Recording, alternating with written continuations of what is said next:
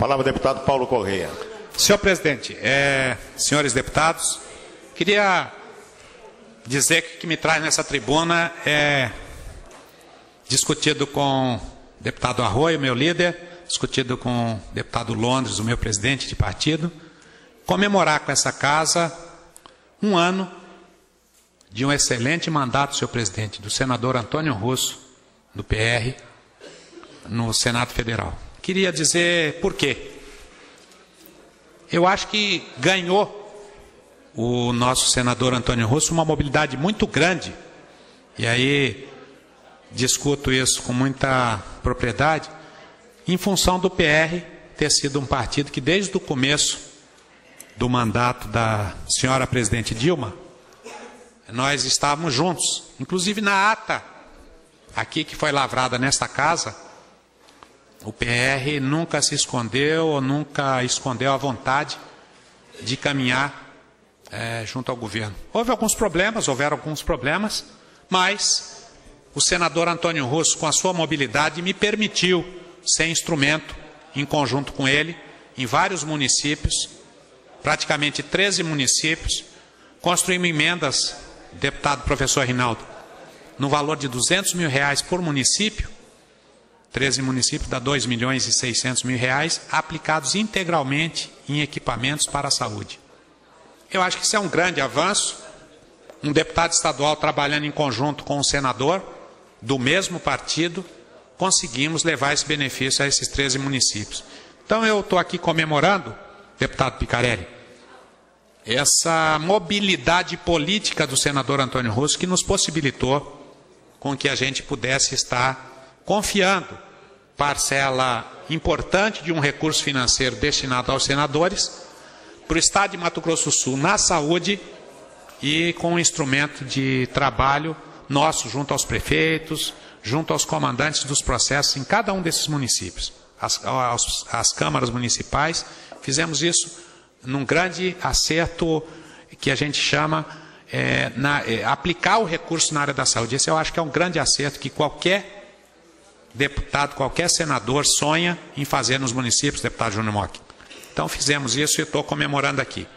E também queria trazer um segundo assunto, deputado Maurício Picarelli, que eu acho que essa casa não pode ficar omissa.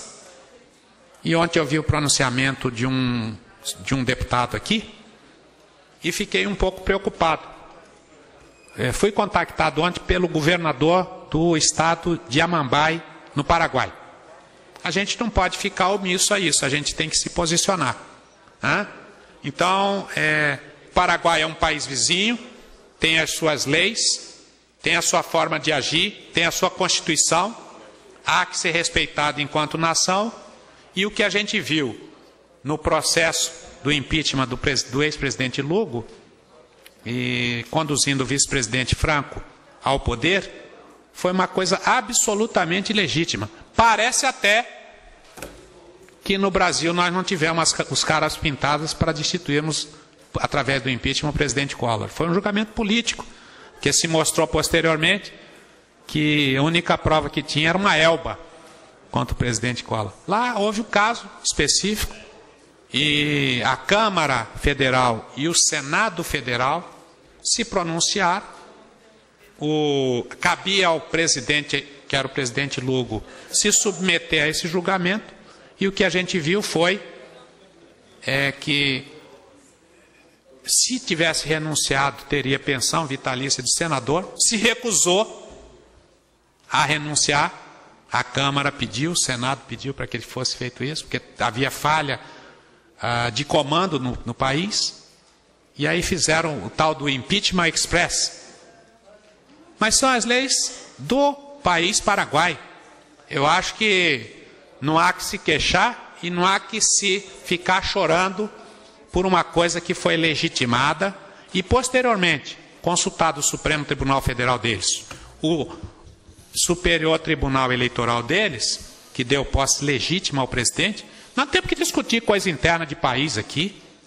É a mesma coisa do Paraguai querer se meter aqui para discutir o que a presidente Dilma está fazendo ou deixou de fazer, ou o Senado ou a Câmara.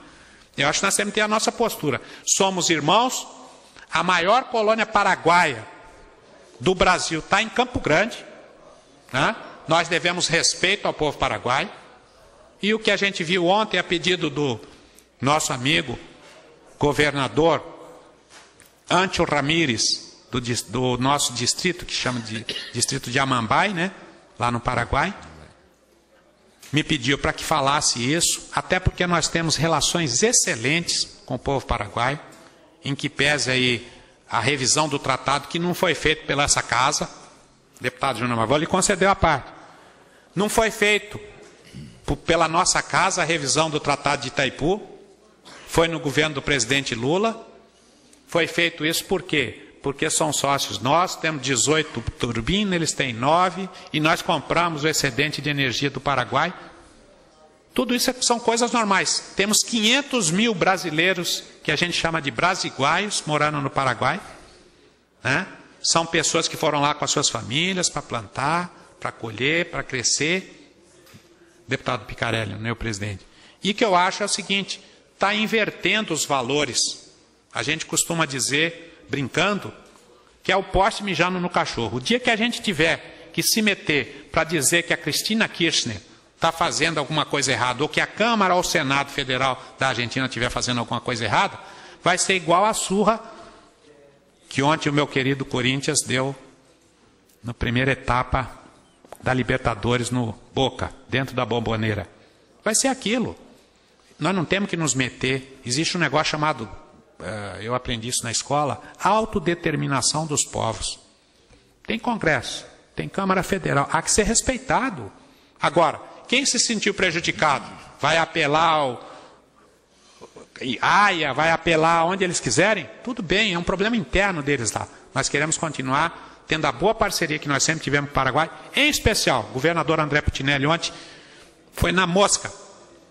Nós temos um assunto aqui que nós brigamos, eu estou no meu 5º mandato, deputado Júnior Mock, nós brigamos muito com a questão da aftosa. Foi na mosca, e isso foi garantido pelo presidente Franco. Primeiro, garantias constitucionais e apoio aos brasiguaios que estão no Paraguai.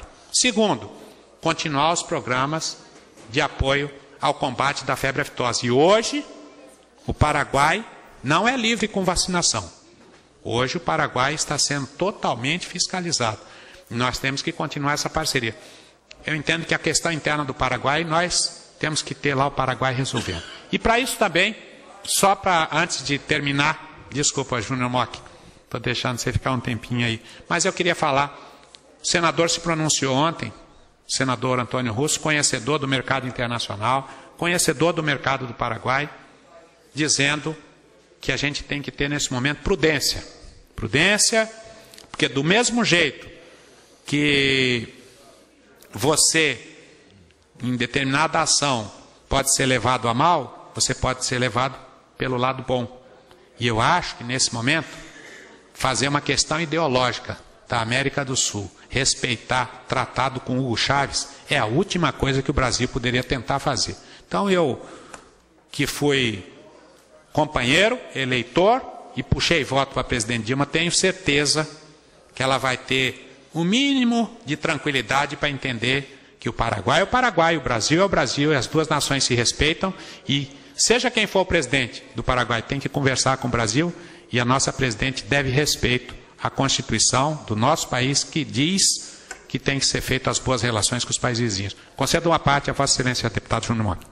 Deputado Paulo Correia, primeiro também aproveitar para parabenizar esse 1 ano de trabalho do senador Antônio Russo, que tem realmente surpreendido pela sua capacidade de mobilização, articulação, principalmente em relação ao governo federal. Então, parabenizar 1 ano de mandato do nosso senador Antônio Russo. Segundo, tratar especificamente desse tema que o senhor disse. Fiquei muito preocupado também com as questões, com as discussões, né, que nós tivemos aqui nesta casa, e eu fiz uma leitura atenta que saiu no jornal Folha de São Paulo, por mais incrível que possa parecer, né, e por mais surpresa e perplexidade que causou a nós a forma, mas ela foi efetivamente respeitando o que dispõe a Constituição do Paraguai. lá nosso aqui é um processo extremamente demorado, mas é porque a legislação assim dispõe, os prazos fixados no Brasil, a instauração do procedimento legal para a deposição de um presidente aqui realmente demora aí 6 meses, 1 ano. Não é o caso do Paraguai.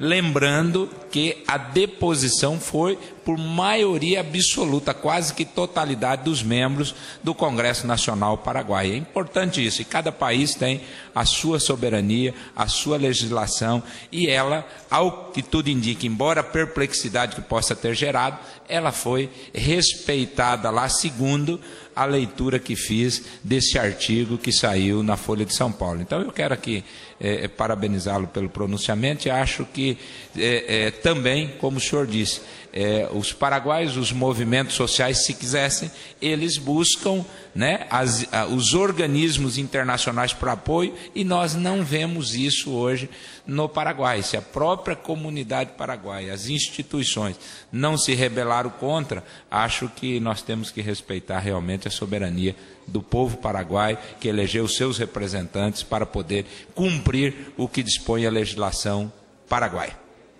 Agradeço e quero incorporar o vosso pronunciamento, deputado, e queria dizer que o governador Âncio Ramírez, que me ligou ontem, tem a mesma preocupação, porque existem vários acordos bilaterais. Quer ver um acordo bilateral, deputado Júnior Mach? O prefeito Flávio Caiate, senhor presidente, com o prefeito Acevedo, que é o intendente lá de Pedro Juan Cabaleiro, fizeram um acordo internacional com o Banco Mundial, com o BID, para que se fizesse na linha da fronteira uma reengenharia daquela linha de fronteira. Aquelas barracas todas, aquele negócio meio... que pudesse dar um banho de shampoo ali, que o comércio efetivamente pudesse ser um comércio mais arrojado, que tivesse um design mais moderno, que pudesse ter uma parte de jardinagem, uma parte de urbanização, que desse orgulho. Chegamos a Ponta Porã, vamos cruzar para Pedro Juan, não ficar aquele negócio do jeito que está hoje, mas sim uma coisa moderna, uma coisa que desse orgulho para a gente ir lá.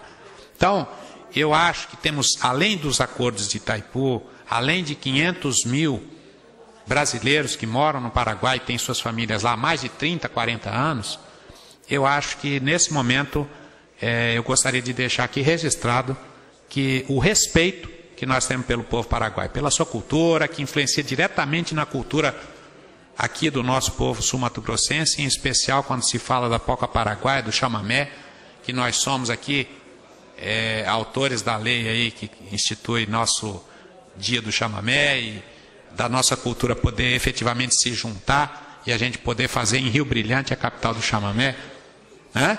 Eu acho que nós estamos construindo aí sim uma relação que seria uma relação positiva.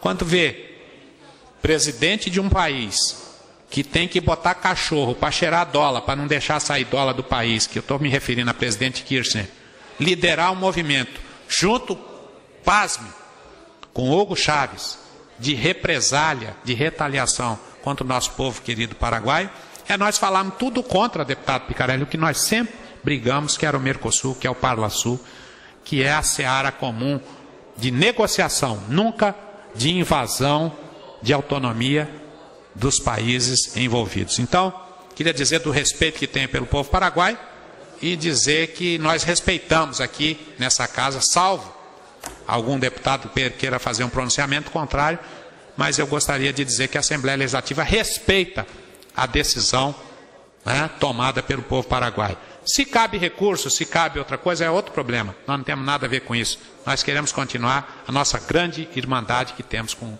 nosso querido povo paraguaio. Muito obrigado, senhor presidente.